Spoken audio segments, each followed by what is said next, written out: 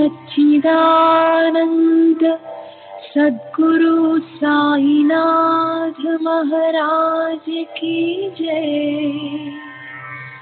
सद्गुरु श्री साईनाथुनि शरद बाबूजी की जय।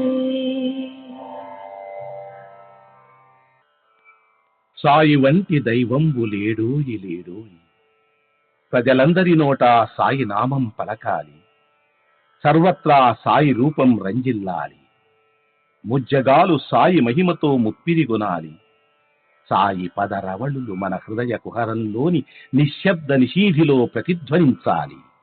ప్రణవనాద వీచికల్లా సాయి జ్ఞాన సౌరభాలు సర్వత్రా వ్యాపించాలి. ఆ సుజ్ఞాన సౌరభాల ఆస్వాదనలో మన మనసులు మత్తెక్కాలి. సాయి ప్రేమామృత ధారలు అంతటా నిరంతరం వర్షించాలి. ఆ ప్రేమామృత ధారలలో తడుస్తూ, ఆ జ్ఞాన సౌరభాల మత్తులో ఆనందంగా నర్తిస్తూ సాయి వంటి దైవంబు లేడోయి లేడోయి అని అందరూ ఏకకంఠంతో గానం చేయాలి. అదే నా ఆశ, ఆశయం, ఆకాంక్ష. అదొక మధుర స్వప్నం. ఆ స్వప్న సాఫల్యం కోసం శ్రీ సాయినాథుని అనన్య ప్రేమతో, ఆర్ద్రతతో ప్రార్థించటమే మనం చేయగలిగింది, చేయవలసింది. శ్రీ బాబూజీ.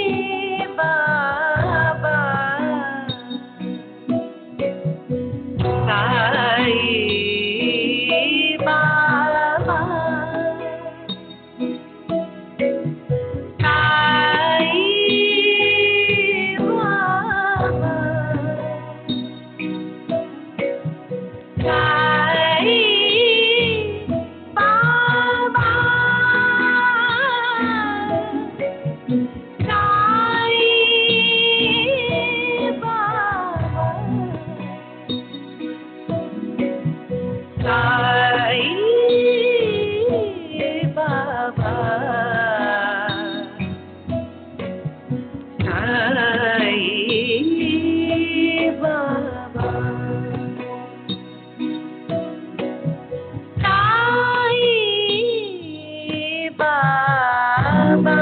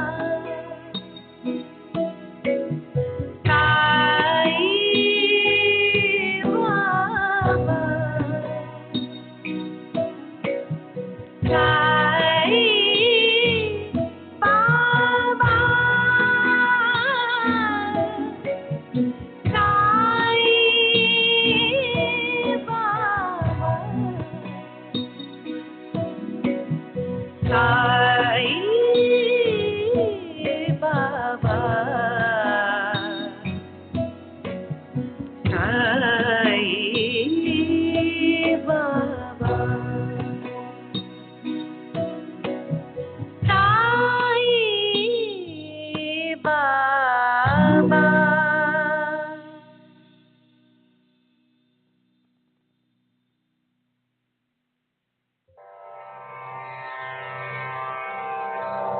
श्री सच्चिदानंद सद्गुरु साईनाथ महाराज की जय। सद्गुरु श्री साईनाथुनि शरद बाबू जी की जय।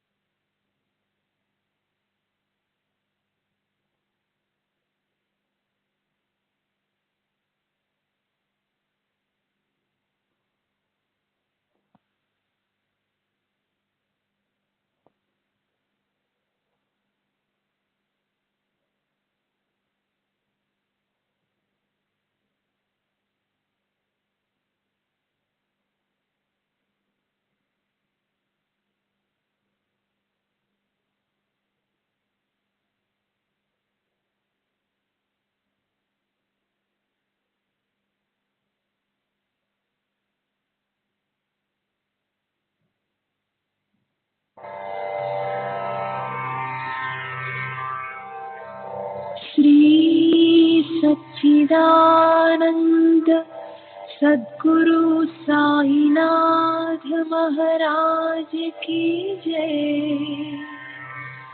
सद्गुरु श्री साईनाथुनि शरद बाबू जी की जय।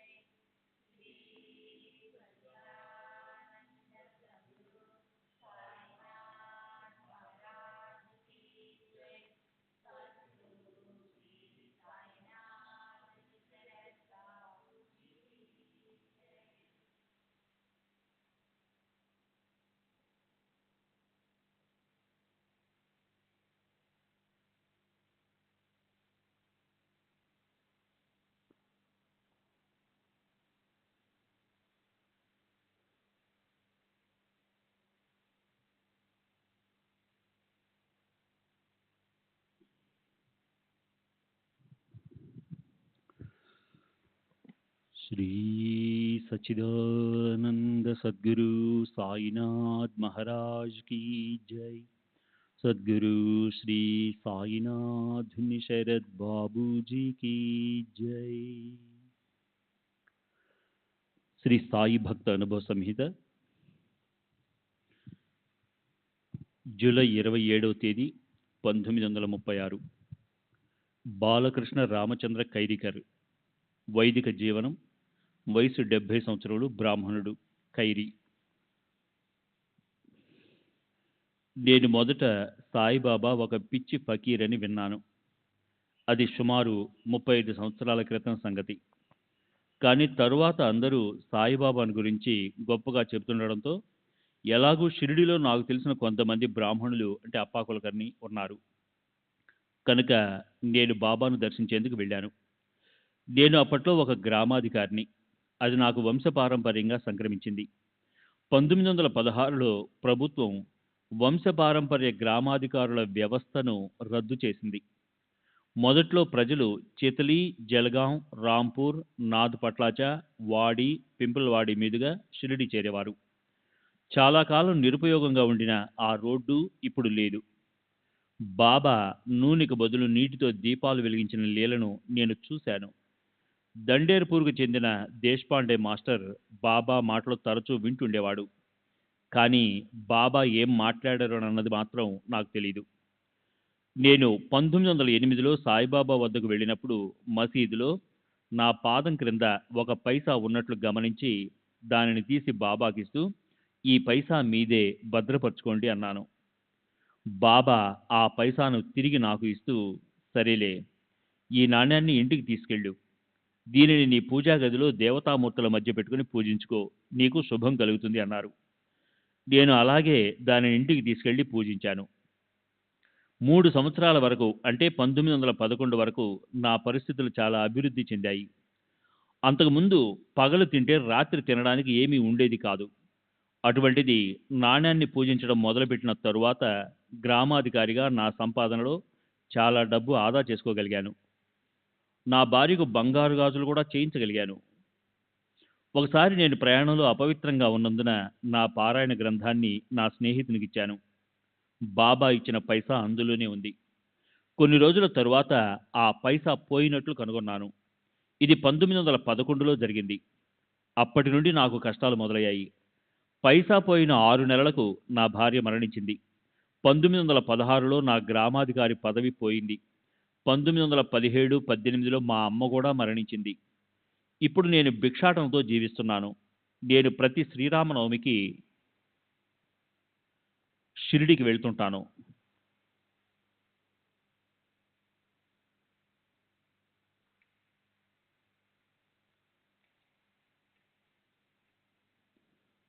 ఆగస్టు 27వ తేదీ 1936 బడావే, కేర్ ఆఫ్ ఆనంద రామచంద్ర బడావే, ఎస్టేట్ బ్రోకర్, వయసు 64 సంవత్సరములు, బ్రాహ్మణుడు, నేవాసే. ప్రస్తుత నివాసం మోతీ చౌక్, రవివార్పేట్, పూనా. 30 సంవత్సరాల క్రితం మా మామగారైన వబాలే అహ్మద్ నగర్లో వకీలుగా పనిచేస్తుండేవారు. వీరు గొప్ప సాయి భక్తులు. మా మామగారు నానాసాహెబ్ చందోర్కర్ స్నేహితులు. నేనప్పుడు నేవాసాలో ఉన్న మోహినీరాజు ఆలయ పూజారిగా పనిచేస్తున్నాను. నాకు ఒక కుమారుడున్నాడు. వాడికి ముందు వెనుక చాలా మంది పిల్లలు పుట్టారు, కానీ పుట్టిన కొంతకాలానికే మరణించారు. మా మామగారి ప్రోద్బలంతో నేను, నా భార్య, బిడ్డను తీసుకుని షిరిడి వెళ్ళాము. మేము బాబాకు మా కష్టాలేమీ చెప్పుకోలేదు. నా భార్య మాత్రం మనస్సులో తనకు పుట్టబోయే పిల్లలు దీర్ఘాయువు కలిగి ఆరోగ్యంగా ఉండేటట్లు దీవించమని కోరుకుంది. బాబా ఆమె తలపై తమ హస్తాన్నుంచి ఏమీ చింతపడవద్దు అని ఆశీర్వదించారు. ఆ తరువాత మాకు 3 కుమారులు, 1 కుమార్తె పుట్టారు. ఒక కుమారుడు మాత్రం 17 సంవత్సరాల వయసులో చనిపోయాడు. మిగిలిన వారందరూ క్షేమంగా ఆరోగ్యంగా ఉన్నారు. బాబాను దర్శించినప్పుడు వారు నన్ను దక్షిణ అడిగారు. నేను ఇచ్చాను, కానీ మళ్ళీ మళ్ళీ అడిగి నా దగ్గరున్న డబ్బంతా తీసేసుకున్నారు. నేను వారికి మరో రూపాయి సమర్పిద్దామనుకున్నాను, కానీ ఇవ్వలేకపోయాను. మేము తిరిగి వచ్చిన తరువాత నా భార్యకు ఈ విషయం చెప్పాను. కొన్ని సంవత్సరాల తరువాత ఆర్థిక ఇబ్బందులు నన్ను చుట్టుముట్టాయి. వృత్తిరీత్యా నేను కాళ్ళరిగేలా తిరిగినా ప్రయోజనం లేక కొద్దిపాటి డబ్బే లభించేది. ఆ సమయంలో నా భార్య నేను బాబాకు సమర్పించదలిచి ఇవ్వలేకపోయిన రూపాయి విషయం గుర్తు చేసింది. నేను వెంటనే బాబాకు మనీ ఆర్డర్ ద్వారా రూపాయి పంపాను. అప్పటి నుండి నా ఆర్థిక పరిస్థితి మెరుగుపడసాగింది. ఎలాంటి ఆర్థిక ఇబ్బందులు, కష్టాలు లేకుండా నిశ్చింతగా గడపసాగాను. ఇది జరిగి 20 సంవత్సరాలైంది. అప్పటికి బాబా సజీవులై ఉన్నారు. 1914లో నేను పూనా వచ్చాను. ఇక్కడ ఎస్టేట్ బ్రోకర్గా వ్యాపారం చేస్తున్నాను. నా కుమారులు కూడా చక్కగా వ్యాపారం చేసుకుంటున్నారు. శ్రీ సచ్చిదానంద సద్గురు సాయినాథ్ మహారాజ్ కీ జై. సద్గురు శ్రీ సాయినాథ్ శరద్ బాబూజీ కీ జై.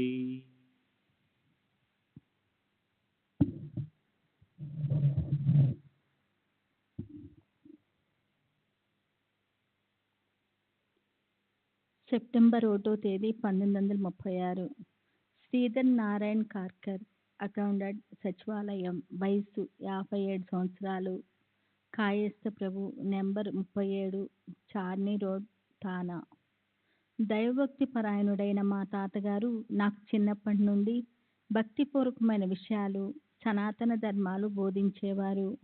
ఆ ప్రభావంతో నాకు ఆధ్యాత్మికతపై ఆసక్తి కలిగి సద్గంధాలు చదువుతుండేవాడిని. ఒకసారి సాయి భక్తుడైన డిప్యూటీ కలెక్టర్ శ్రీ అప్పా కులకర్ణి నాకు సాయిబాబా ఫోటో చూపించి వారి గురించి చెప్పారు. అలా నాకు మొదటిసారిగా శ్రీ సాయిబాబా గురించి తెలిసింది. ఒకరోజు నేను అనారోగ్యంతో ఉన్నప్పుడు దాబోల్కర్ సాయిలీలా మాస్ పత్రికలను, బాబా ఫోటోను, ఊదీని పంపాడు. ఆ మరుసటి రోజు నుండి నా ఆరోగ్యం బాగైంది. అప్పటి నుండి నేను వారిని పూజించడం మొదలుపెట్టాను. క్రమేణా వారిపై భక్తి విశ్వాసాలు పెరగసాగాయి. నాకు వచ్చిన ఒక కల వలన బాబాపై నమ్మకం ఏర్పడింది. దాబోల్కర్ పంపిన సాయిబాబా ఫోటోను పూజా గదిలో పెట్టడానికి తీసుకువెళ్ళాను. నేను ముందు నుండి పూజిస్తున్న అక్కల్కోట్ మహారాజ్ ఫోటో ప్రక్కన బాబా ఫోటోను పెట్టడానికి ఉపక్రమిస్తున్నప్పుడు ముస్లిం ఫకీరైన సాయిబాబాను పవిత్ర హిందూ సాధువైన అక్కల్కోట్ మహారాజ్ ప్రక్కన పెట్టడం భావ్యం కాదని మనసుకు తోచి దాన్ని కాస్త దూరంగా పెట్టాను. ఆ రోజు రాత్రి నాకో కల వచ్చింది. కలలోని విషయాలు ప్రొద్దున మర్చిపోయాను. కానీ నేను పూజ మొదలుపెట్టినప్పుడు ఆ విషయాలన్నీ ఒక్కసారిగా గుర్తుకొచ్చాయి. కలలో నేను, మరో వ్యక్తి వరండాలో కూర్చుని ఉన్నాము. ఒక ఫకీరు అంటే సాయిబాబా వలె దుస్తులు ధరించి మా వైపు వస్తున్నారు. వారిని ఆహ్వానించేందుకు నేను లేచి నిలబడ్డాను. నాలో భేదభావం పడుచూపిందో ఏమో! దాన్ని గమనించి నా ప్రక్కనున్న వ్యక్తి వీరు సాయిబాబా. వీరికి అక్కలకోట్ మహారాజ్‌కి తేడా లేదు. ఇద్దరిని ఒకేలా పూజించుకో అన్నారు.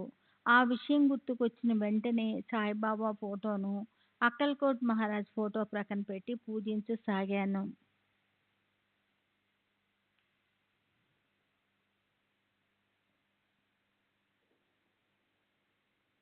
అనతి కాలంలోనే బాబా దయ వల్ల నాకు, నా కుటుంబ సభ్యులకు బాబాపై భక్తి విశ్వాసాలు ఎన్నో రెట్లు వృద్ధి చెందాయి. నేను బాబాను గురించి లభ్యమైన పుస్తకాలన్నిటినీ చదివాను.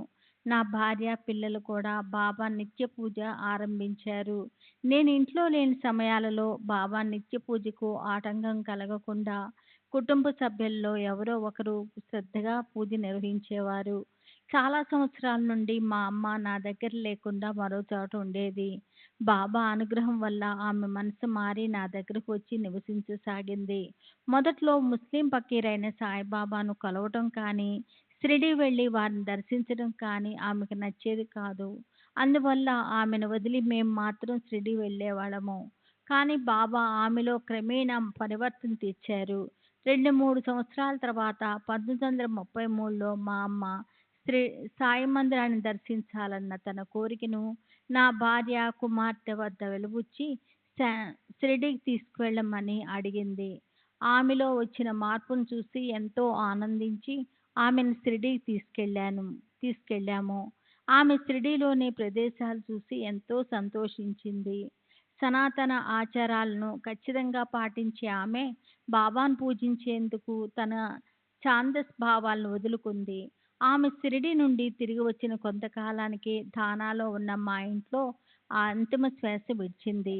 సాయిబాబా ఎంతో దయతో ఆమెలో మార్పు తెచ్చి చనిపోయే ముందు ఆమెకు తమ సమాధి దర్శనం చేయించారు.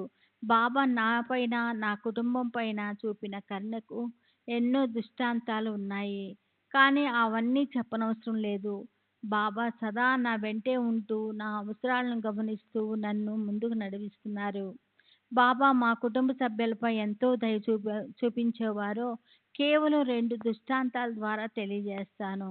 నా రెండవ కుమారుడు గోవిందు షిరిడీ వెళ్ళి బాబా సమాధి మందిరాన్ని, ద్వారకామాయిని చూడాలని తపించిపోయేవాడు. మాతో సన్నిహితంగా ఉండే శ్రీ జి.బి. దాదర్ కుటుంబం 1934 శ్రీరామ ఉత్సవాలకు షిరిడీ వెళ్తున్నప్పుడు వారిలో గోవిందును పంపాము. గోవిందు ద్వారకామాయి వెళ్ళాడు. అక్కడ ఏ మూల కూర్చునున్నా, ఏ మూల నుంచున్నా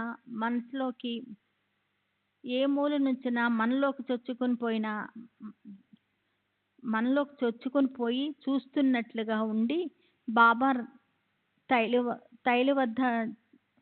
తైలవర్ణ చిత్రము వద్ద నానొక్కడే ఉన్నాడు. అతను అమితానందంతో ఆ చిత్రాన్ని చూస్తూ కళ్ళు మూసుకున్నాడు. అప్పుడు వచ్చావా అలాస్కాయ అని ఆప్యాయమైన పలకరింపు ఒకటి వినిపించింది. కనులు తెరిచి చూశాడు. అక్కడెవరూ లేరు. తాను ఒంటరిగా ఉన్నాడు. దయామయుడైన బాబానే తమను ప్రేమగా పలకరించినట్లు గ్రహించాడు. 8 సంవత్సరాల క్రితం నా కుమార్తె గర్భవతిగా ఉన్నప్పుడు ప్రసవానికి ఆమెను తానా నుండి 3 మైళ్ళ దూరంలో ఉన్న మా స్వగ్రామం కరకు తీసుకువెళ్ళాము. ఆమె ఎలాంటి వైద్య సదుపాయాలు లేవు. ఆమెకు ప్రసవం కష్టమైంది. గర్భంలోని శిశువు చనిపోయి ఉంటుందని, అందుకే బిడ్డ బయటికి రావటం లేదని నా భార్య చెప్పింది. ఆ మాటలు విన్న తర్వాత మాకు ఆందోళన ఎక్కువైంది. తానేలోనే ప్రసవం చేయించకుండా ఎలాంటి వైద్య సౌకర్యాలు లేని ఆ కుగ్రామానికి ఆమెను తీసుకు తీసుకువచ్చినందుకు మా బంధువులందరూ నన్ను తప్పు పట్టారు. అప్పుడు రాత్రి 2 గంటల ఉంటుంది. నా కుమార్తె నొప్పులతో తీవ్రంగా బాధపడుతుంది. అందరూ ఏం చేయటానికి తోచక ఆందోళన పడుతున్నారు. అకస్మాత్తుగా నాకు బాబా ఊది మహిమ గుర్తుకు వచ్చింది. నా భార్య వెంటనే బాబా ఊది తీసుకెళ్లి కూతురు నుదుటిపై రాసింది. ఊది రాసిన గంటలోగా సునాయాసంగా మృత శిశువు బయటపడింది. మా కుమార్తెకు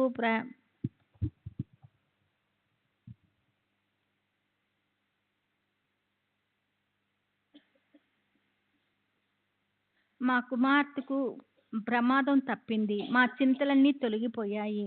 ఉదయం డాక్టర్ వచ్చి బిడ్డ ఎలా బయటకు వచ్చిందని ఆశ్చర్యపోయాడు. బహుశా వైద్య శిక్షణ లేని మంత్రసాని మొరటగా చేతులు చొప్పించి బిడ్డను బయటికి లాగి ఉంటుందని, అలా చేయటం వలన సెప్టిక్ అయ్యి తల్లి ప్రాణానికే ప్రమాదం ఏర్పడుతుందని చెప్పాడు. అలాంటి ప్రయత్నాలేవీ ఎవరూ చేయలేదని, మానవ ప్రయత్నం లేకుండా కేవలం బాబా ఊది మహిమ వల్ల మృత శిశువు బయటపడిందని తెలుసుకుని ఆ డాక్టరు అబ్బురపడ్డాడు. నా కుమార్తె ప్రసవించడానికి వారం రోజుల ముందు నా కుమారునికి ఒక కల వచ్చింది. కలలో బాబా కనిపించి, నానా నానా నన్ను ఉద్దేశించి అతడెక్కడున్నాడు, అతడెందుకు భయపడుతున్నాడు, నా ఊది రాయమని చెప్పు అన్నారట.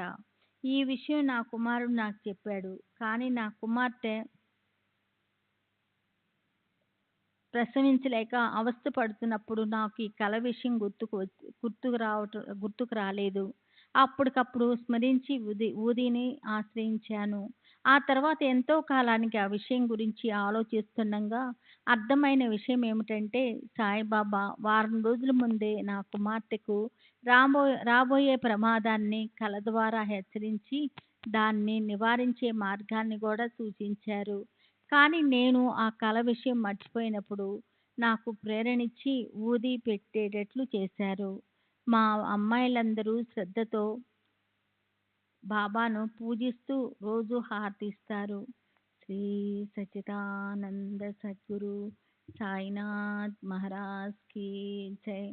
సద్గురు శ్రీ సాయినాథుని శరత్ బాబూజీకి జై.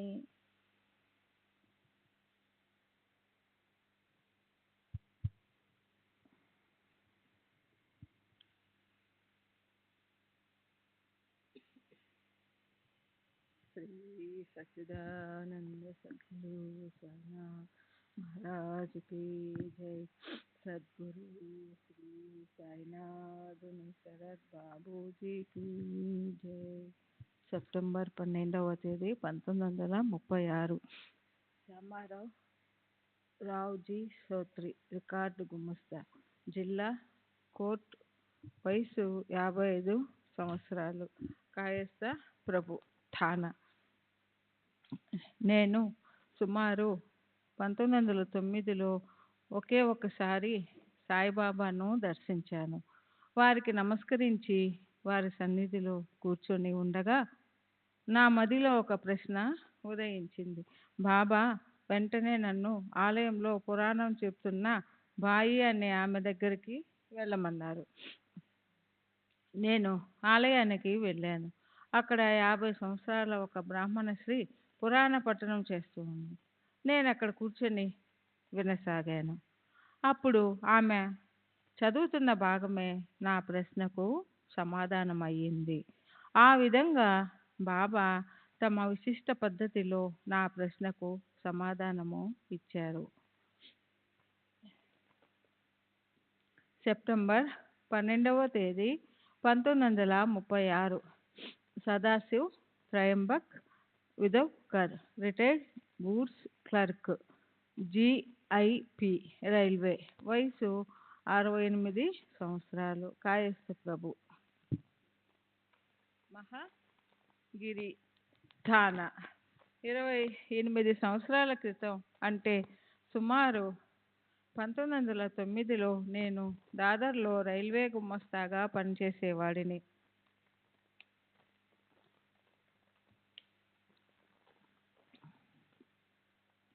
నా దూరపు బంధువైన తమానే సాయి భక్తుడు. అతను నన్ను షిరిడీకి వెళ్ళి సాయిబాబాను దర్శించమని ప్రోత్సహించాడు. 1909 ప్రాంతంలో నేను సాయిని దర్శించదలచి తమానాతో పాటు కోపర్గాం స్టేషన్ చేరాను. బాబాను దర్శించి తిరిగి కోపర్గాం రావడానికి రాను పోను టాంగాను మాట్లాడుకొని షిరిడీ చేరాము. మేము తినడానికి 2 మామిడి పండ్లను టాంగాలోనే ఉంచి మిగిలిన మామిడి పండ్లను, కొంత పొగాకు, కొన్ని రాగి నాణ్యాలను నేను బాబాకు సమర్పించాను. బాబా ఆ 2 మామిడి పండ్లు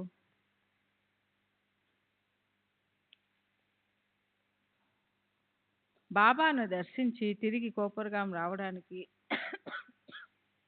రాను పోను టాంగాను మాట్లాడుకొని షిరిడీ చేరాము.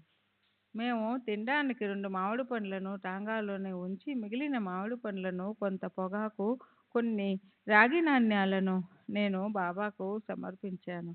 బాబా ఆ 2 మామిడి పండ్లు ఏవి? వాటిని ఎందుకు అక్కడే ఉంచారు? వాటిని తీసుకురండి అన్నారు. మేము వారి సర్వజ్ఞతకు ఆశ్చర్యపడి వాటిని కూడా తెచ్చి సమర్పించాము.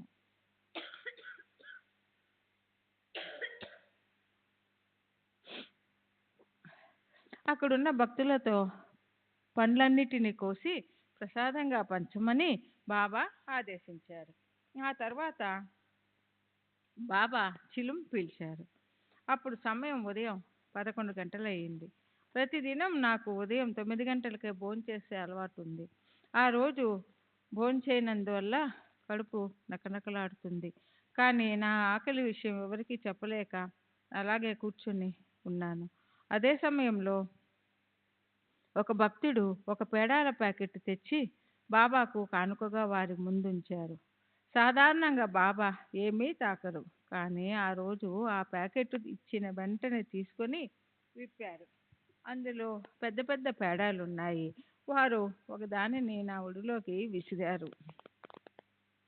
నేను కొన్ని అడుగుల దూరంలో కూర్చొని ఉన్నాను. అది బాబా ప్రసాదమని, బాబా కానుకగా ఇంటికి తీసుకువెళ్ళేందుకు ఇచ్చారని, దానిని నేను అక్కడే తినకూడదని అనుకున్నాను. పేడను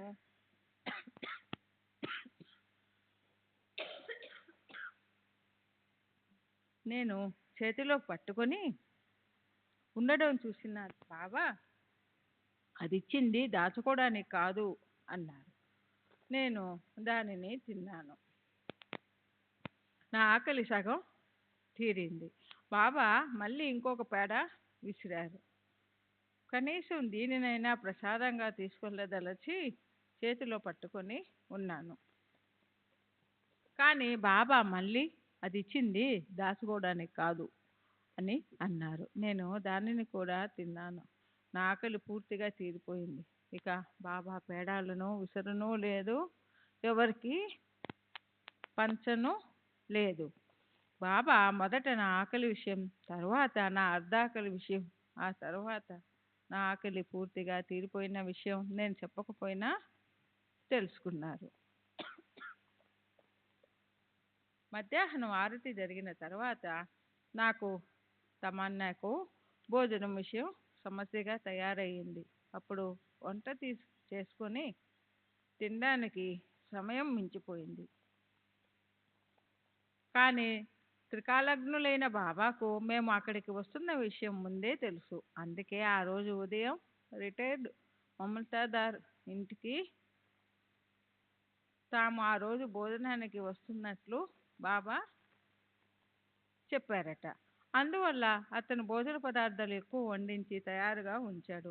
హారతి అయిన తర్వాత బాబా మా ఇద్దరిని మూడవ అతిథిగా ఒక బ్రాహ్మణుని ఇంటికి తీసుకువెళ్ళి భోజనం పెట్టమని అతనిని ఆదేశించారు. మేము బాబా ప్రతినిధులుగా వెళ్ళడంతో మాకు ఎంతో సంతృప్తికరంగా భోజనం వడ్డించారు. మమ్మల్ని ఆ అధికారి ఇంటికి పంపే ముందు బాబా నన్ను చూపించి, ఇతను అనవసరంగా చింతపడుతున్నాడు, కానీ ఇతని పని ఎప్పుడో జరిగిపోయింది అని ఆ అధికారితో చెప్పారట. అతను నాతో ఈ విషయం చెప్పి నేను ఏ పని కోసం వచ్చానో తెలపమన్నాడు. నేను బాబా నుండి ఉపదేశం పొందడానికి వచ్చినట్లు అతనితో చెప్పాను.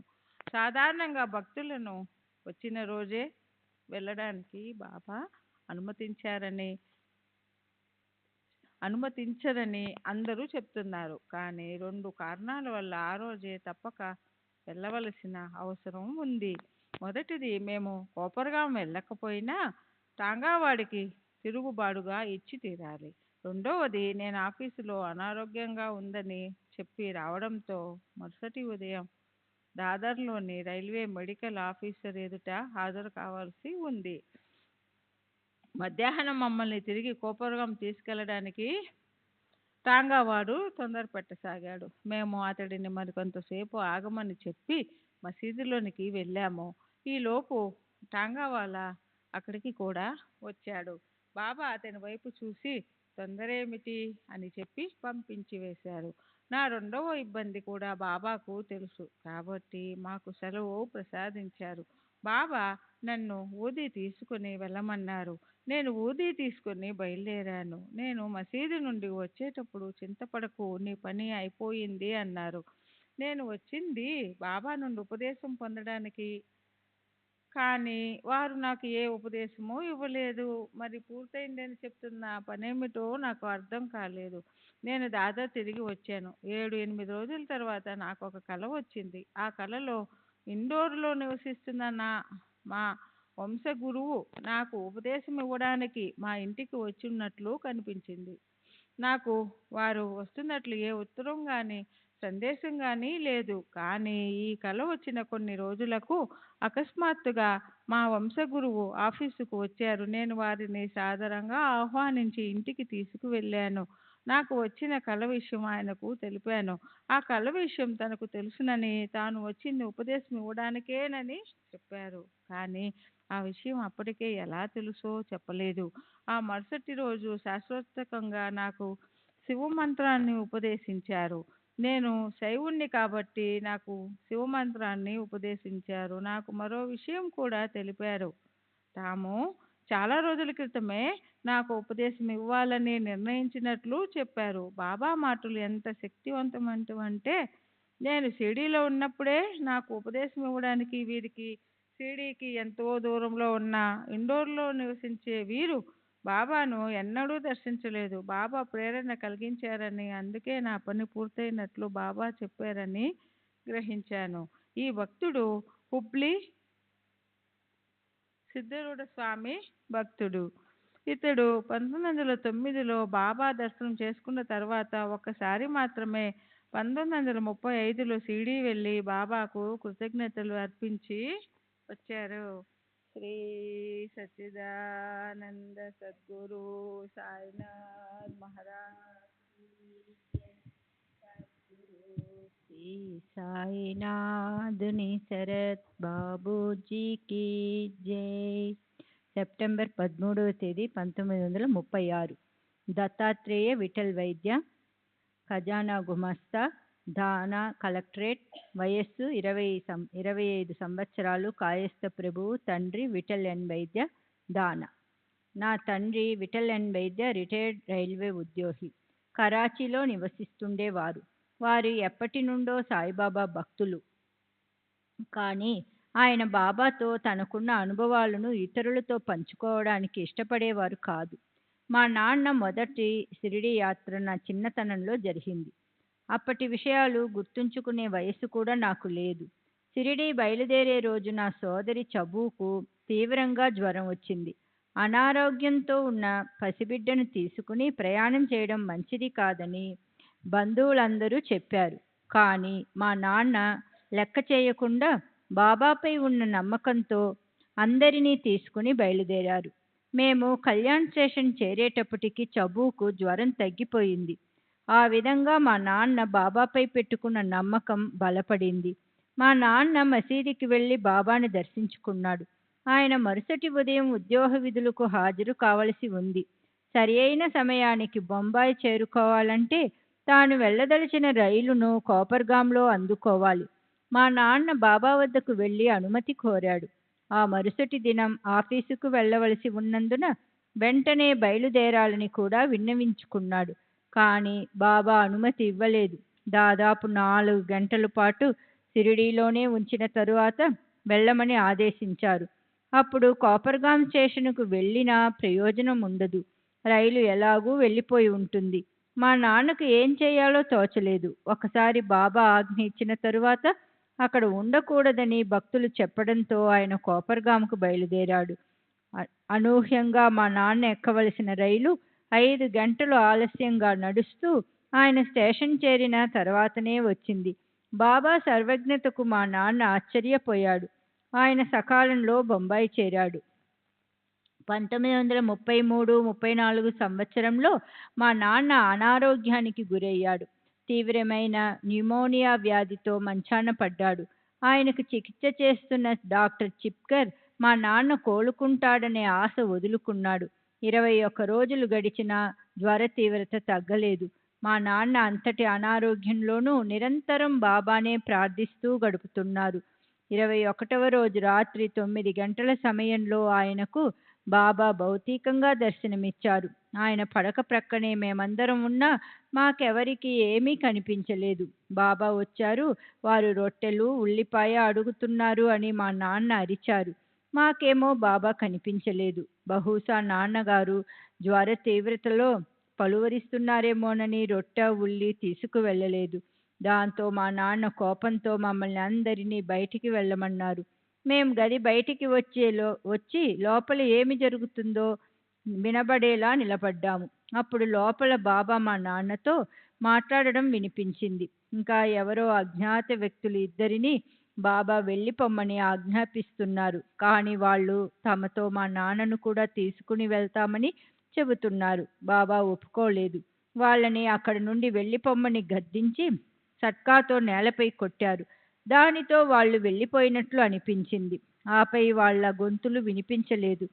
తరువాత బాబా మా నాన్నను ఒక పెద్ద లోటాడు చల్లని నీటిని త్రాగమని చెప్పి వెళ్ళిపోయారు.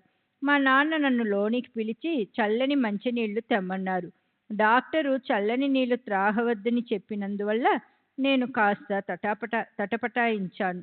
మా నాన్న పట్టుబట్టడంతో బాబా మాటలపై నమ్మకమున్న మా అమ్మ చల్లని నీరు తెచ్చి ఇచ్చింది.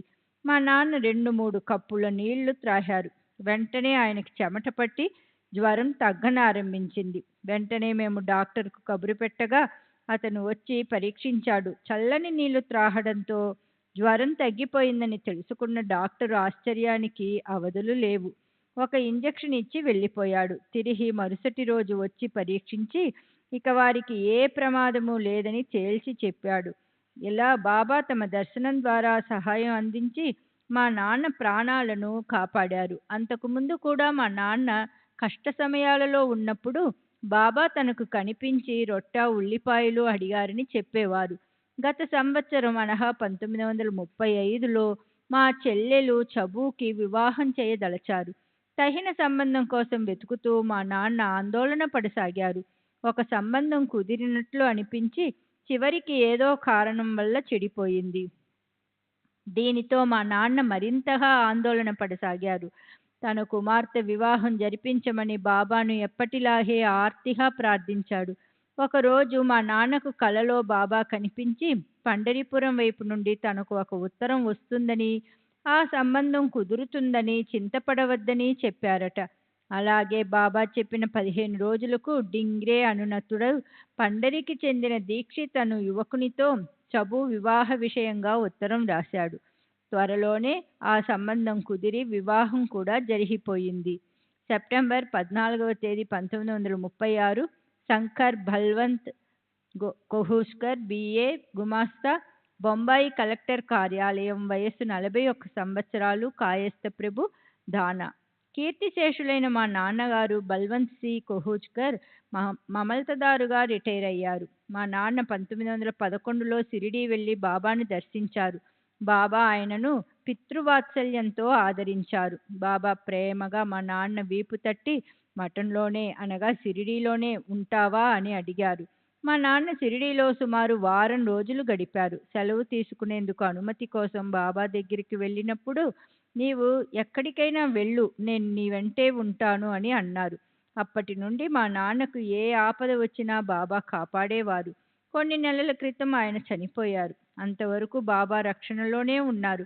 మా నాన్న ఒక్కసారి మాత్రమే షిరిడీ వెళ్ళారు. 1911లో మా నాన్న షిరిడీలో ఉన్నప్పుడు దత్త జయంతి వచ్చింది. ఆ రోజు సాయంత్రం సుమారు 5 గంటల సమయమప్పుడు బాబా మసీదులో భక్తులతో కూర్చుని ఉన్నారు. ఉన్నట్లుండి బాబా, నాకు ప్రసవ నొప్పులు వస్తున్నాయి, బాధ భరించలేకుండా ఉన్నాను, నేను ప్రసవించబోతున్నాను అన్నారు. బాబా దత్తాత్రేయుని తల్లి అనసూయమాతతో దాదాత్మ్యం చెంది ప్రసవ వేదన అనుభవిస్తున్నట్లు స్పష్టమైంది. సంఘటన జరిగిన కొద్దిసేపటికి సంధ్యా సమయంలో బాబా భక్తులందరినీ బయటికి వెళ్ళమని ఆదేశించారు. భక్తులందరూ బయటికి వెళ్ళారు. కొంత సమయం గడిచిన తరువాత భక్తులను లోనికి రమ్మని పిలిచారు.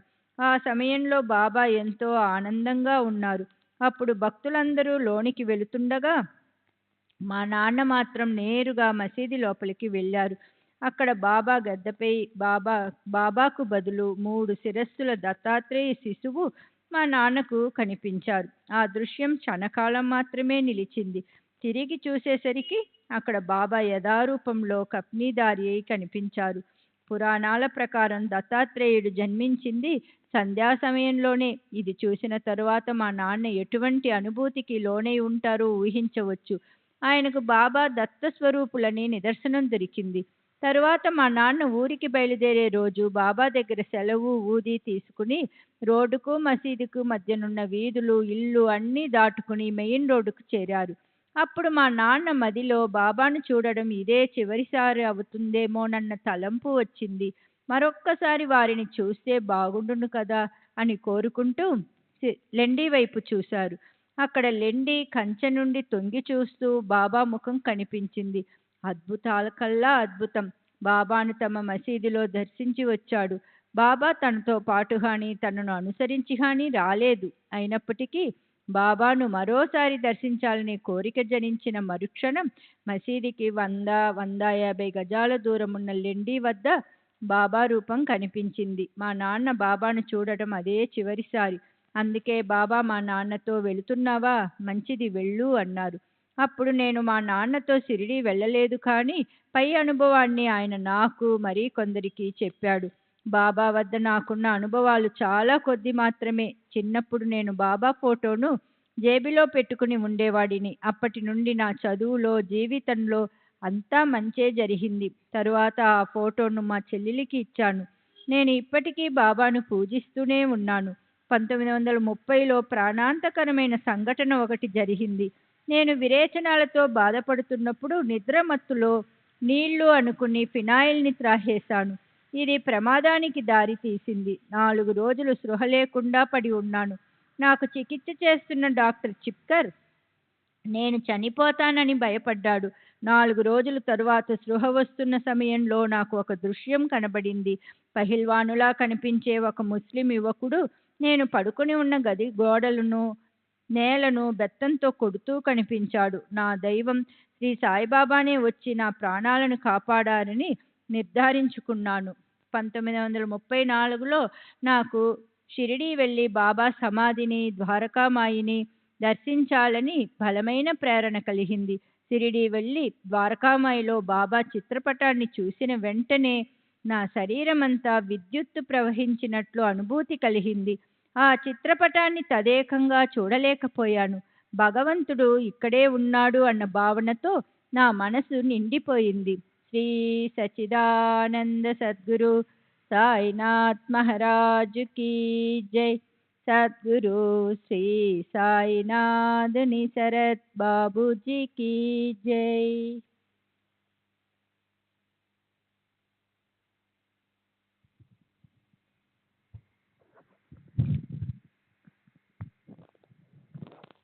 श्री सच्चिदानंद सद्गुरु साईनाथ महाराज की जय।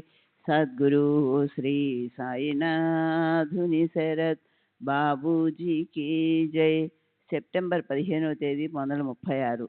రామచంద్ర రామకృష్ణ సామంత్, బిఏ, భూస్వామి, వయసు 45 సంవత్సరములు, బ్రాహ్మణుడు, టర్న్ రోడ్, బాంద్రా. నా జీవితంలో 3 సార్లు మాత్రమే సాయిబాబాను దర్శించాను. మొదటిసారి 1912వ సంవత్సరం గురు పౌర్ణమికు మా మామగారైన అన్నాసాహెబ్ దాబోల్కర్తో పాటు నేను, నా భార్య వెళ్ళాము. మా మామగారు తన కుమార్తెను, అల్లుడిని షిరిడీ తీసుకువస్తానని మొక్కుకున్నారట.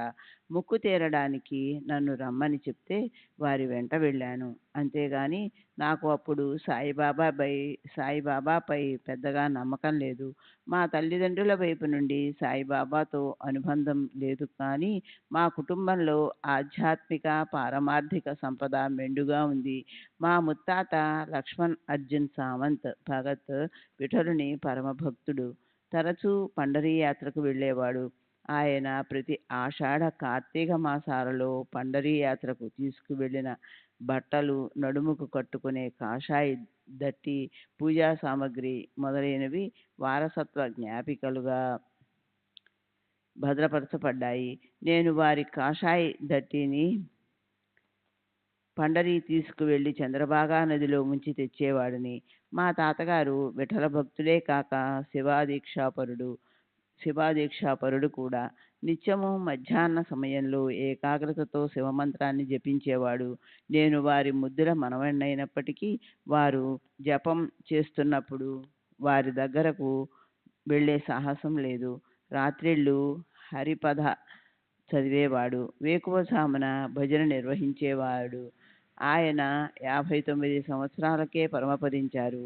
ఆయన నిర్యాణం చెందే ముందు నా అంతిమ ఘడియలు సమీపిస్తున్నాయి. ధవళ వస్త్రధారి అయిన విఠలుడు నన్ను వైకుంఠానికి తీసుకువెళ్ళడానికి అక్కడ పెట్టెపై కూర్చొని వేచి ఉన్నారు. వారు నాకు ఘటిక కాలం 24 నిమిషములు మాత్రమే మీకు వీడ్కోలు పలకడానికి సమయం ఇచ్చారు అని పలికి తన కొడుకును, కుమార్తెలను మొదలైన వారిని ఒకరి తరువాత ఒకరిని పిలిచారు. శోకిస్తున్న మా నాన్నగారిని దగ్గరకు పిలిచి విచారించవద్దని, ధైర్యంగా ఉండమని చెప్పారు. వారు తమ కుమార్తెలను దగ్గరకు పిలిచేటప్పుడు వారి అసలు పేర్లతో కాక గంగా, భాగీరథి మొదలైన తీర్థాల పేర్లతో పిలిచి వీడ్కోలు పలికారు. నన్ను దగ్గరకు పిలిచి నేను వారిని తలిచిన వెంటనే నాతోనే ఉండి నన్ను కాపాడుతూ ఉంటామని ఆశీర్వదించారు. వారు పలికిన మాటలు వారివి కావు. తుకారాం, రామదాసు మొదలైన సత్పురుషుల ప్రవచనాలను నాకు తగినట్టు అన్వయించారు. ఈ విధంగా అత్యంత భక్తిపూర్వక సంభాషణల తరువాత వారు ప్రశాంతంగా కన్నుమూశారు. వారు తప్పక వైకుంఠానికే వెళ్ళి ఉంటారు. ఈ సంఘటన 1899లో జరిగింది. మా నాన్న అంతటి ఆధ్యాత్మిక ప్రగతిని సాధించలేదు. వారు పండరీపురం దర్శించారు. కుటుంబ సాంప్రదాయాలకు అనుగుణంగా ఇంటిలోని ప్రతి ఒక్కరూ తమ జీవిత కాలంలో ఒక్కసారైనా పండరీపురం దర్శించి తీరాలని చెప్పేవారు. వారు 1911లో మరణించారు. వారు చివరి శ్వాస విడిచేంత వరకు ఎరుకలోనే ఉన్నారు. దక్షిణం వైపు చూపిస్తూ నన్ను తీసుకెళ్ళడానికి వారు వచ్చి ఉన్నారు అని చెప్పి అంతిమ శ్వాస విడిచారు. ఈ విధంగా నా చిన్నతనమంతా పవిత్ర పారమార్థిక భావాలతో నిండిపోయింది. కానీ నేను విద్యను అభ్యసించిన వాతావరణం యొక్క బలమైన ప్రభావం ఆ భక్తి భావాలన్నింటినీ తుడిచివేయటమే కాక వ్యతిరేక భావాలను జనింపజేసింది. 1911 జూన్లో నా వివాహ సమయమప్పుడు వంశపారంపర్యంగా వచ్చిన కిడ్నీ వ్యాధితో బాధపడసాగాను.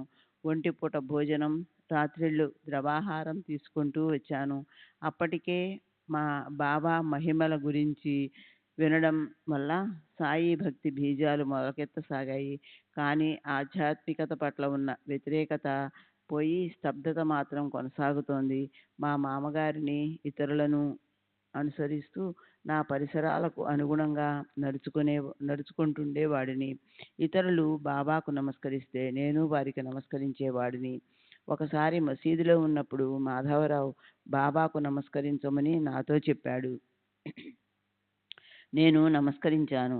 నా అంతరంగం ఎరిగిన బాబా ఒత్తిడి చేస్తే తప్ప ఇతను గురుపాదాలకు నమస్కరించడు. చ్యాలా పాయా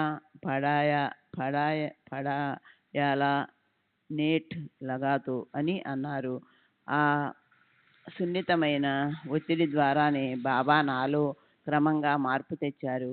బాబా కృప వల్ల నాకు ఎంతో మేలు జరిగి బాబా పట్ల నమ్మకం పెరగసాగింది.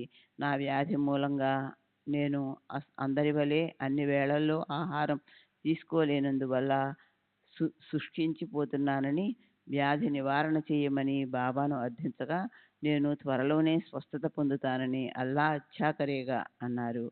నేను మితాహారం తీసుకుంటూ ముందు జాగ్రత్త కొరకు అప్పుడప్పుడు మందులు తీసుకుంటూ క్రమం తప్పకుండా మూత్ర పరీక్షలు చేయిస్తూ వచ్చాను.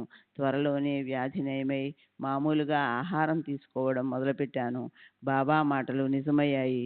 నేను మొదటిసారి బాబాను దర్శించిన 11 నెలలు అంటే 5/6/2013న నా తొలి సంతానంగా ఆడపిల్ల జన్మించింది. అదే సంవత్సరం బస్సేలో ఉన్న తుంగరేశ్వర్ దేవస్థానం యొక్క కమిటీ చైర్మన్గా నేను నియమించబడ్డాను. 2015 గురు పౌర్ణమికు బాబాను రెండవసారి దర్శించాను. ఈసారి కూడా మా మామగారితో నా భార్యతో కలిసి వెళ్ళాను. ఈసారి షిరిడీ దర్శనంలో చెప్పుకోదగిన అనుభవాలేమీ కలుగలేదు. కానీ 2015 ఫిబ్రవరిలో జరిగిన సంఘటన చెప్పుకోదగినది. నా ఎరుకలో లేకుండా నిగూఢ రీతిలో బాబా నన్ను ఎలా కాపాడుతున్నారో నాకు తెలిసింది. ఆ సంఘటన వివరిస్తాను. ఫిబ్రవరి నెలలో ఒకరోజు ఆర్నాలలో ఉన్న మా ఇంటిలో పడుకొని ఉన్నాను. అప్పుడే అనారోగ్యం నుండి మెల్లగా కోలుకుంటున్నాను. మంచం మీద నుండి లేవబోతూ అకస్మాత్తుగా మూర్ఛ ఈడ్పు వచ్చి పడిపోయాను. నా భార్య, ఇతర కుటుంబ సభ్యులు నా చుట్టూ నిలబడి ఇది ఏ ప్రమాదానికి దారి తీస్తుందో ఏమోనని భయపడుతున్నారు. ఆ సమయంలో నాకు ఒక దృశ్యం కనబడింది. యమదూతల వలె కనిపించే 8-10 నల్లని ఆకారాలు నా చుట్టూ మూగాయి. వారు డాలు బల్లాలు పట్టుకొని ఉన్నారు. వారెందుకో నన్ను కొట్టి హింసిస్తున్నారు. నాలో నేను ఏమిటిదంతా, ఎందుకు వాళ్ళు నన్ను కొడుతున్నారు అని అనుకోసాగాను. కానీ వాళ్ళు నన్ను ఎంత కొడుతున్నా బాధ ఏమీ తెలియడం లేదు. ఇంతలో గదిలోకి ఒక వెలుగు వచ్చింది. ఆ వెలుగు నుండి ఒక హస్తం ముందుకు వచ్చి ఆ ఆకారాలన్నింటినీ ఒక పక్కకు ఈడ్చివేసింది. ఆ నల్లని ఆకారాలు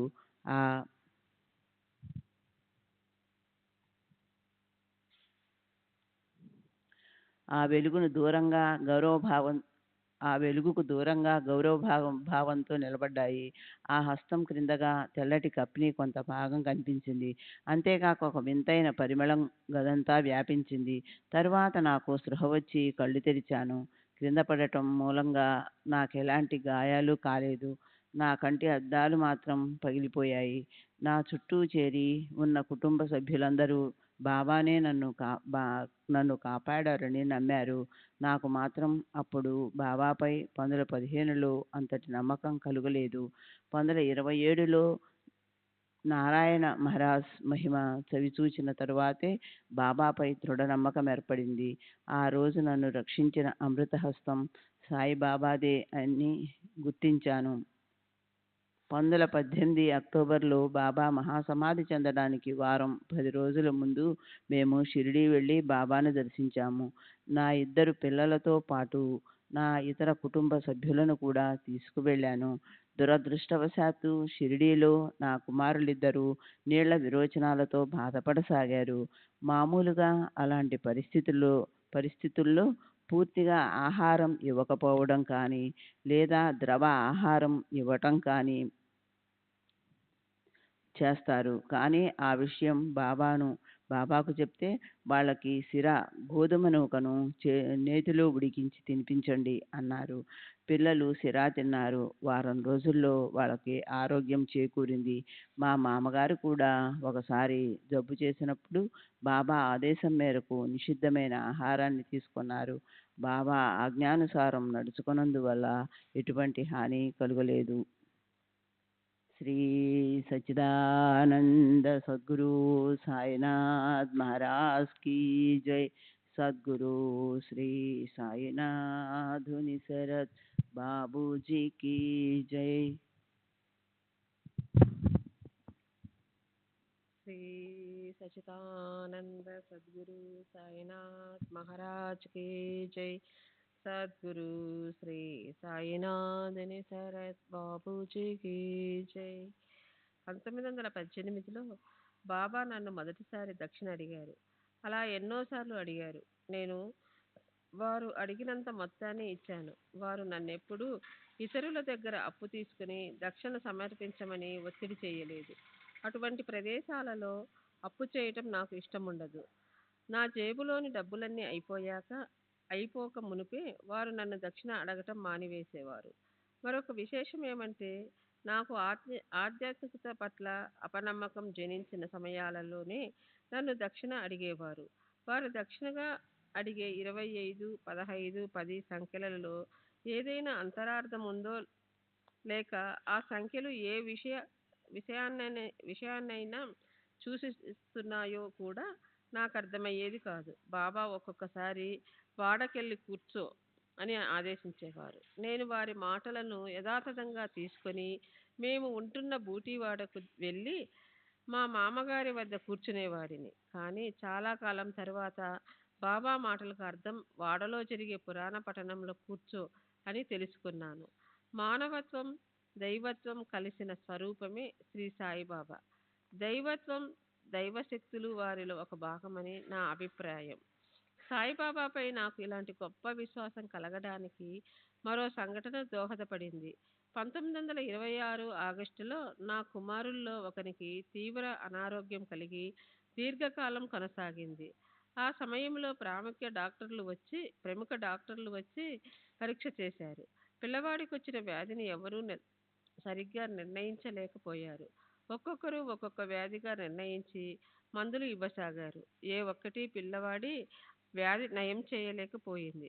1927 అక్టోబర్ నాటికి డాక్టర్లు వాడికి నయం కాదని తేల్చివేశారు. వాడిపై మేమందరం ఆశలు వదులుకున్నాము. అప్పుడు మా వదిన పిల్లవాడిని ఖాన్గాంపేట్లోనున్న నారాయణ మహారాజ్ దగ్గరకు తీసుకుని వెళితే బాగుంటుందని చెప్పింది. ఆమె సలహా మేరకు పిల్లవాడిని మహారాజు దగ్గరికి తీసుకెళ్ళాము. మహారాజు వాడిని ఆశీర్వదిస్తూ అతడికి నయం అవుతుంది, ఈ తీర్థం తీసుకోండి అన్నారు. అదొక గొప్ప మలుపు. అంతకుముందు చికిత్స చేసిన డాక్టరు మందులు మార్చడంతో పిల్లవాడు క్రమంగా కోలుకోసాగాడు. 6 నెలలకు ప్రమాదం తప్పిపోయింది. ఆ తరువాత బలం పుంజుకొని సంపూర్ణ ఆరోగ్యవంతుడయ్యాడు. నారాయణ్ మహారాజ్ నోటి నుండి వెలువడిన అమృతతుల్యమైన మాటలే ఈ మలుపుకు కారణమని నేను సంపూర్ణంగా నమ్మాను. నారాయణ్ మహారాజ్ శ్రీ సాయిబాబా లాంటి సత్పురుషులను సామాన్య మానవ మాతృలుగా పరిగణించటం సరికాదని నాకు అర్థమైంది. సామాన్యులకందని ఉన్నత స్థాయిలో ఉన్న ఆ మహాత్ములు టెన్నీసన్ తన మెమోరియం అనే కవితలో చెప్పినట్లు దైవత్వం, మానవత్వం కలబోసిన దివ్యమూర్తులు. 1937లో సాధు సత్పురుషుల అద్భుత శక్తుల గురించి నాకు ఎక్కువగా అవగతమైంది. తుంగరేశ్వర్ ఆలయంలో నాగబుబా అను సాధువు నివసిస్తూ ఉండేవాడు. అతను గంజాయి పీల్చేవాడు. అతను 1930లో తుంగరేశ్వర్లో మరణించాడు. ఆ రోజు రాత్రి నేను బాంద్రాలోని నా గదిలో కలతగా నిద్రిస్తున్నాను. రాత్రి 11:30 గంటల ప్రాంతంలో నా ముక్కుకు ఘాటైన పొగవాసన తగిలింది. అది ఎక్కువై గొంతులోనికి పోయి పొరపోయినట్లయి మెలకువ వచ్చింది. లేచి చూస్తే గదిలో నా భార్య మాత్రమే ఉంది. నీవు పొగ త్రాగుతావా అని నేను నా భార్యను అడిగాను. ఆమె విస్తుపోయి మీరు ఏం మాట్లాడుతున్నారు అని కోపంగా అడిగింది. కానీ ఆ పొగవాసన ఇంకా వస్తూనే ఉంది. పొగ నా గదిలోనికి ఎలా వచ్చిందో నాకు అర్థం కాలేదు. చిత్రంగా నా భార్యకు మాత్రం పొగ వాసన రాలేదు. మరుసటి ఉదయం నేను కారు నడుపుకుంటూ గ్రామంలో ప్రయాణిస్తున్నాను. తుంగరేశ్వర్ ఆలయానికి అప్పుడు చైర్మన్గా ఉన్నతను ఎదురుపడి నా కారు ఆపి నాగబువ గత రాత్రి 2 గంటల ప్రాంతంలో మరణించాడని, అతని అంతిమ సంస్కారాలకు ఏమేమి ఏర్పాట్లు చేయాలో తెలుపమని అడిగాడు. నాగబువ దేహం విడిచి వెళ్లే ముందు నా గదికి వచ్చి వెళ్ళాడని అప్పుడు అర్థమైంది. నా గదిలో వచ్చిన పొగవాసన నాగబువ తాగే గంజాయి పొగవాసనగా నేను గుర్తించాను కూడా. 1915లో బాబా నా గదికి వచ్చి నల్లని నల్లని ఆకారాలను ఈడ్చివేసినప్పుడు వింతైన సుగంధ పరిమళం వచ్చినట్లు చెప్పాను కదా. ఆ పరిమళం బాబా వచ్చినప్పుడు మాత్రమే వస్తుందని కూడా గ్రహించాను. బాబా నా గత జన్మల వృత్తాంతం నా ముందే శ్రీ నానాసాహెబ్ నిమోన్కర్కు వివరించారు. కానీ నేను వాటిని స్పష్టంగా వినలేకపోయాను. ఆ వివరాలేవో నిమోన్కర్ను అడిగి తెలుసుకునేలోగా అతను మరణించాడు. సెప్టెంబర్ 16వ తేదీ 1936. బాబూరావు నారాయణ్ చందోర్కర్, భూస్వామి, వయసు 40 సంవత్సరములు, బ్రాహ్మణుడు. తండ్రి నారాయణ గోవింద్ ఊరఫ్ నానాసాహెబ్ చందోర్కర్, గోగ్రస్ వాడి, డూమ్లీ బ్లీ, కళ్యాణ్ దగ్గర జిఐపి. నాకు 4 సంవత్సరాల వయసున్నప్పుడు మా నాన్న నన్ను సాయిబాబా దగ్గరికి తీసుకెళ్ళాడు. అప్పుడు మహల్సాపతి బాబా పాదాలకు తలకు చందనం పూసి పూజించేవాడు. వారి నుదుటిపై ఎవ్వరూ చందనం పూసేవారు కాదు. మొదటిసారిగా నేను అమాయకంగా మన దేవుళ్లకు దిద్దినట్లే వారి నొసటిపై చందనం దిద్దాను. అప్పటి నుండి ఇతర భక్తులు కూడా వారి నొసటిపై చందనం పూసేందుకు అనుమతి లభించింది. ఇది జరిగింది 1900 సంవత్సరంలో. 1902 ప్రాంతంలో బాబా తనకు గీతలోని సంస్కృత శ్లోకాలకు అర్థం చెప్పారని మా నాన్న చెప్పాడు. వారు నిగూఢ నీతి కథలు, సాంకేతిక పరిభాష ఉపయోగించకుండా సామాన్యంగా పండితులు చెప్పే విధంగా బోధించారు. 1902వ సంవత్సరం తర్వాత నుండి బాబా నిగూఢమైన రీతిలో నీతి కథలు, సంజ్ఞలతోనూ మాట్లాడడం ప్రారంభించారట. బాబాకు సంస్కృతం తెలుసని వారు గీతలోని తద్విద్ధి ప్రాణిపాతేన అనే శ్లోకానికి సరైన అర్థం బోధించారని చెప్పాడు. బాబా అద్వైతవాది అని మా నాన్న చెప్పారు. కానీ వారు బోధించిన అద్వైత సిద్ధాంతం ఏదో నాకు చెప్పలేదు. బాబా చేసిన చమత్కారాలు, చెప్పిన భవిష్యవాణి, ప్రవచనాలు మొదలైనవి స్వయంగా విన్నాము, చూశాము గాని తత్వం గురించి పెద్దగా పట్టించుకోలేదు. 1913 తర్వాత భక్తులు అసంఖ్యంగా బాబా చెంత గుమిగూడేవారని, దీని వలన వారి ప్రశాంతతకు భంగం వాటిల్లదని మా నాన్న చెప్పారు. బాబా ఒకసారి కన్నీటితో, నేను దేనినైతే విస్తారంగా ఇవ్వదలిచానో దానిని తీసుకునేవారే లేరు. నేను ఇవ్వలేనటువంటిదే వారు కోరుకుతున్నారు అని వాపోయారట. మా నాన్నగారికి జమ్నేరుకు బదిలీ అయింది. ఒకసారి బాబా మా నాన్నగారితో ఒక ఆసక్తికరమైన చమత్కారం గురించి చెప్పారు. 1903, 1904 ప్రాంతంలో జమ్నేరులో మా అక్క మైనతాయి ప్రసవం కష్టమైనప్పుడు బాబా ఓ గోసావితో ఊది పంపి కాపాడారు. కానీ ఆ బిడ్డ పసితనంలోనే చనిపోయింది. మా అక్క చిన్న వయసులోనే ఇంకో సంతానం లేకుండా విధవరాలైంది. ఇది మా కుటుంబాన్నంతా విషాదంలో ముంచేసింది. మా నాన్నతో కలిసి మేమంతా షిరిడీ వెళ్ళాము. మా నాన్న బాధతో నిశ్శబ్దంగా బాబా ముందు కూర్చున్నాడు. సాధారణంగా మా నాన్నను చూడగానే బాబా పలకరించేవారు. మా నాన్న కూడా సంతోషంగా కబుర్లు చెప్పేవాడు. అంతా ఉల్లాసంగా ఉండేది. ఈసారి అక్కడ నిశ్శబ్ద వాతావరణం ఉంది. కొన్ని నిమిషాల తర్వాత బాబానే మొదట నిశ్శబ్దాన్ని ఛేదించారు. బాబా, నీవు ఎందుకు అంత నిశ్శబ్దంగా ఉన్నావు? చందోర్కర్: బాబా, మీకు అంతా తెలుసు. మేము మీ రక్షణలో ఉన్నప్పుడే ఈ దుర్ఘటనలు జరిగాయి. అల్లుడు మరణించాడు. పసిబిడ్డ కూడా కన్ను మూసింది. బాబా: నీవు బిడ్డ కోసం, అల్లుడు కోసం నా దగ్గరికి వచ్చి ఉంటే పొరపాటు పడినట్లే. ఈ విషయంగా నా దగ్గరికి రానవసరం లేదు. ఇవన్నీ బిడ్డ పుట్టటం, బంధువులు మరణించటం వంటివి నా ఆధీనంలో లేవు. అవి పూర్వకర్మానుగుణంగా జరుగుతుంటాయి. ఈ జగత్తును సృష్టించిన ఆ పరమేశ్వరుడే కూడా వాటిని మార్చలేడు. భగవంతుడు ఆ సూర్యుని గాని, చంద్రుని గాని వారి నిర్ణీత ప్రదేశాలకు 2 గజాల అవతల నుండి ఉదయింపమని శాసించగలడనుకుంటున్నావా? శాసించలేడు. శాసించడు కూడా. అలా జరిగితే అంతా తారుమారై గందరగోళం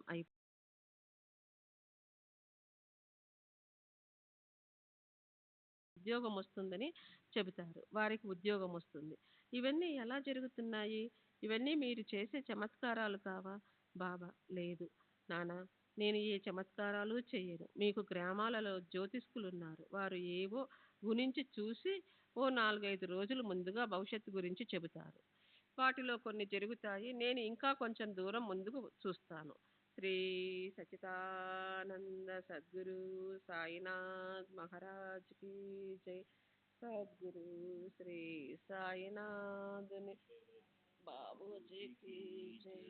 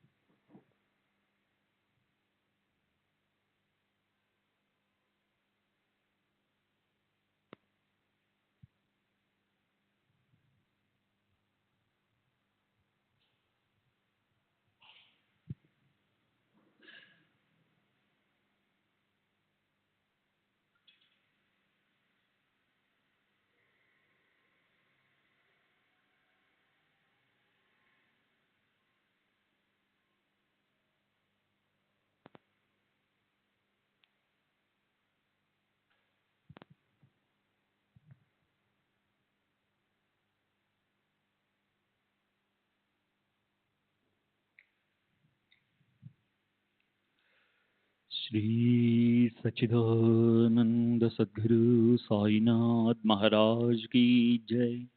सद्गुरु श्री साईनाथ धुनि शरद बाबू जी की जय। साई रहम नजर करना, बच्चों का पालन करना। साई रहम नजर करना, बच्चों का पालन करना। जाना तुमने जगत पसार, सब ही झूठ जमाना। जाना तुमने जगत पसार, सब ही झूठ जमाना। साई रहम नजर करना, बच्चों का पालन करना। साई रहम नजर करना, बच्चों का पालन करना। मैं अंधा हूँ बंदा आपका, मुझसे पथ दिखलाना। मैं अंधा हूँ बंदा आपका, मुझसे पथ दिखलाना। साई रहम नजर करना, बच्चों का पालन करना। साई रहम नजर करना, बच्चों का पालन करना। दास गणों कहे अब क्या बोलूं, थक गई मेरी रसना। दास गणों कहे अब क्या बोलूं, थक गई मेरी रसना। साई रहम नजर करना, बच्चों का पालन करना। साई रहम नजर करना, बच्चों का पालन करना। रहमो नजर करो अब मोरे साई, तुम बिना नहीं मुझे माँ बाप बाई। रहमो नजर करो मैं आंधा हूँ बंदा तुम्हारा, मैं आंधा हूँ बंदा तुम्हारा। मैं ना जानू, मैं ना जानू, मैं ना जानू अल्लाह इलाही। रहमो नजर करो, रहमो नजर करो अब मोरे साई, तुम बिना नहीं मुझे माँ बाप बाई। रहमो नजर करो काली जमाना मैंने गमाया, काली जमाना मैंने गमाया। साथी आखिर का, साथी आखिर का, साथी आखिर का तुम भी न कोई। रहमो नजर करो, रहमो नजर करो अब मोरे साई, तुम बिना नहीं मुझे माँ बाप बाई।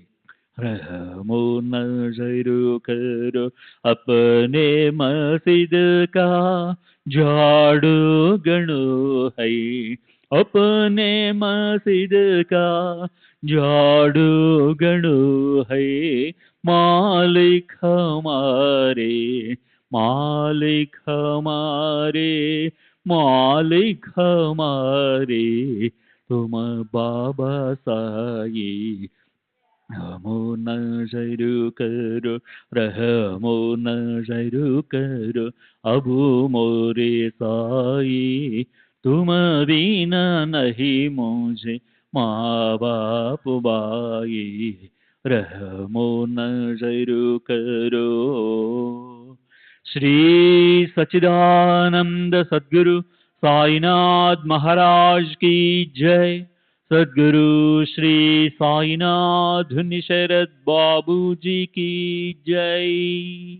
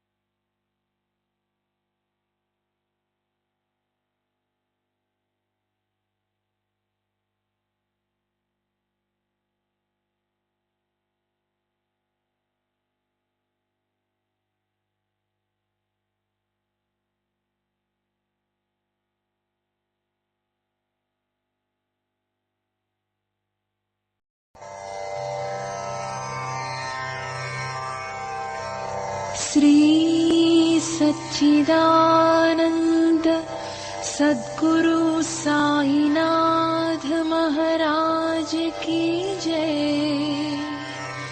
सद्गुरु श्री साईनाथुनि शरद बाबू जी की जय।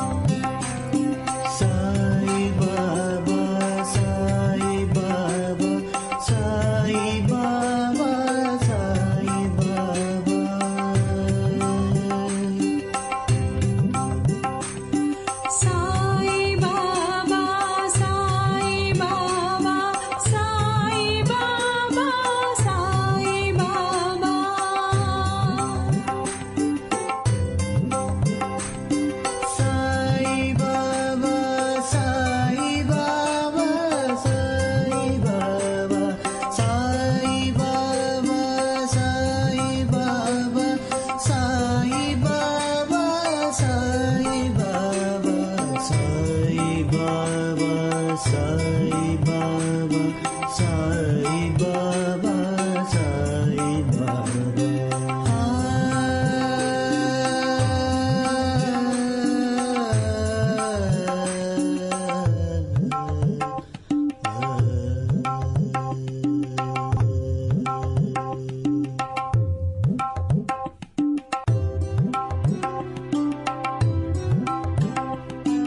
సాయి బాబా సాయి